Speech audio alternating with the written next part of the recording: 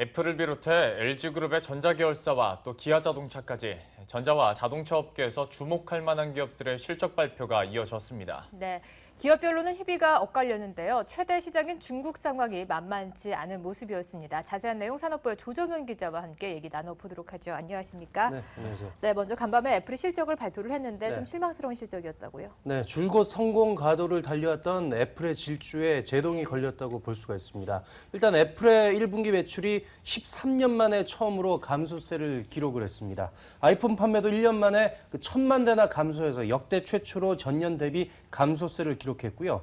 지역별로 보면 미국을 제외하곤 최대 시장인 중국에서 매출이 26%나 급감했습니다. 주당 순이익도 2달러에 못 미쳤고요. 아이폰 7이 출시되는 9월까지는 애플이 반등 요인을 만들지 못할 걸로 시장에선 보고 있습니다. 이런 애플의 부진은 상대적으로 삼성전자와 LG전자 같은 이런 프리미엄 폰 시장에서 경쟁하고 있는 우리 업체들에겐 호재로 작용할 전망입니다.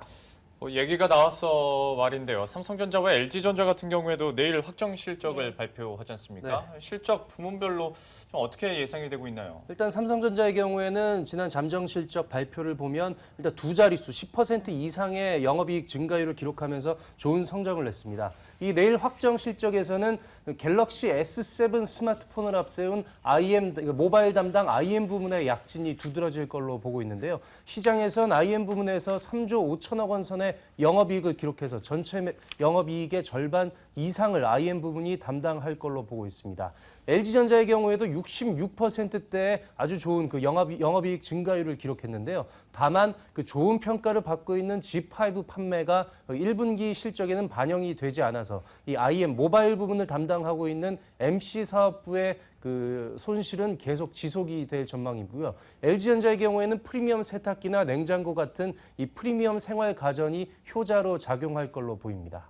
네, 이렇게 전자 쪽 상황을 살펴봤고요. 자동차 쪽 얘기도 진행해 보도록 하겠습니다. 먼저 실적을 발표 현대차는 부진한 실적을 내놨고 오늘 기아차 실적의 발표가 있었죠. 어땠나요? 네, 현대차 영업이익은 전년 대비 15% 감소해서 부진했었는데요. 예. 기아차는 시장 예상으로 또는 이 깜짝 실적을 발표를 했습니다. 네. 일단 환율 효과에 K7 신차 판매 효과 같은 여러 시너지 효과들이 겹치면서 매출은 13%, 영업이익은 24%나 늘었고요. 다만 기아차의 경우에도 이 중국이 문제입니다. 전략 모델을 출시했음에도 불구하고 중국 판매가 13% 감소했습니다.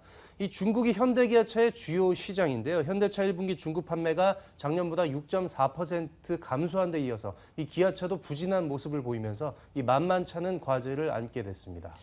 참 한때는 중국 시장이 모멘텀이 됐었는데 네. 이제는 전자업계도 그렇고 자동차 업계에서도 난제의 땅이 되어가는 것 같습니다.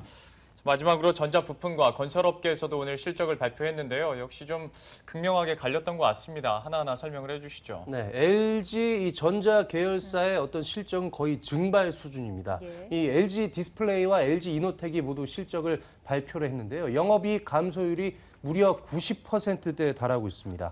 이 디스플레이 시장에서는 수요는 정체됐는데 중국 업체들의 공급이 늘면서 이 가격이 떨어졌고요. LG 이노텍은 스마트폰 수요 감소라는 직격탄을 맞았습니다. 이 다음으로 건설업계를 살펴보면 맏형인 현대건설이 3.3%, GS건설이 45%대의 영업이익 증가율을 보이면서 이 성장세를 지속을 하고 있는데요. 다만 삼성물산의 경우에 영업 손실 4,348억 원이란 어닝 쇼크를 기록했습니다. 건설 부문에서만 4,150억 원 적자를 기록했는데요. 삼성그룹에서 이 대규모 손실을 보고 있는 호주 로이힐 광산 플랜트에 대한 이 그룹 차원의 경영 진단에 나서면서 향후 삼성그룹의 조치가 주목됩니다. 네, 이렇게 전자나 자동차 업계 모두 중국 시장이 이제 과제로 남았습니다. 내일 삼성전자나 현대차, LG전자의 이 확정 실적이 나오게 되는데요. 자세한 소식 내일 또 전해드리도록 하겠습니다. 지금까지 조정현 기자와 이 시간 함께했습니다. 도움 말씀 고맙습니다.